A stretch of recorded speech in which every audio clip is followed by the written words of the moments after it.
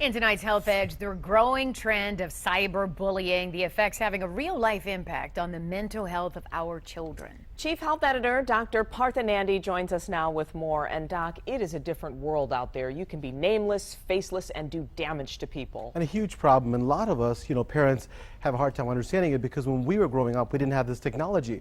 But now researchers have taken dozens of reports analyzing the data from 36 separate cyberbullying studies, and what they found is very alarming.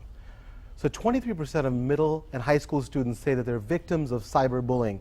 And what we're learning now is many of them are also at increased risk for depression. They're getting teased, tormented, blackmailed, and it's all over social media. So the key findings from this report: relationships are the most common reason for online bullying. Girls are more often the victims than boys. Victims tend to lack the confidence or are unaware that anything can be done to stop it. And that higher risk of depression, that's a big problem. So, it's huge, and I have a 12-year-old. It is huge and it's scary. Well, what can we do as parents? When you think about cyberbullying, think about if you send your kids over to a new person's house, you'd know exactly where they're going, who they're doing it, and what they're doing. Think of the internet like that. Think of what sites they're going into, and then know their passwords. Also, use some of their devices, go on their sites. And lastly, friend them.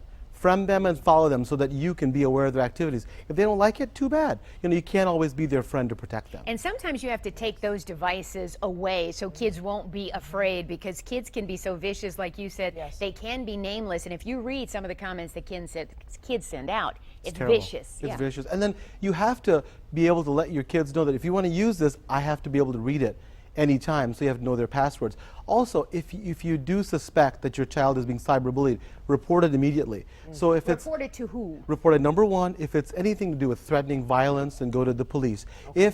If they're violating the terms of their media providers, of their like, for example, Comcast, etc., then report it to those media providers. And lastly, report it to schools, because it's disruptive in the schools, and they have their own anti-bullying policies. So don't be afraid to do that. Also, keep a record, because it's all hearsay. Remember, when you get the cyberbullying, don't forward it, don't send it on, save it, take a picture of it, write down the date and time, so when it comes down to proving it, oftentimes as a parent, you have to prove that this is happening, because it's a difficult situation, so that you can respond and help your children.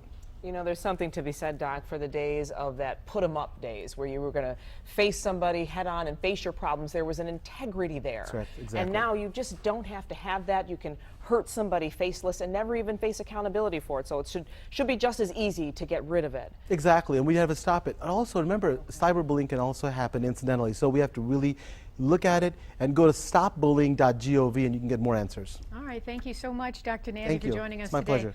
Of course, we're continuing to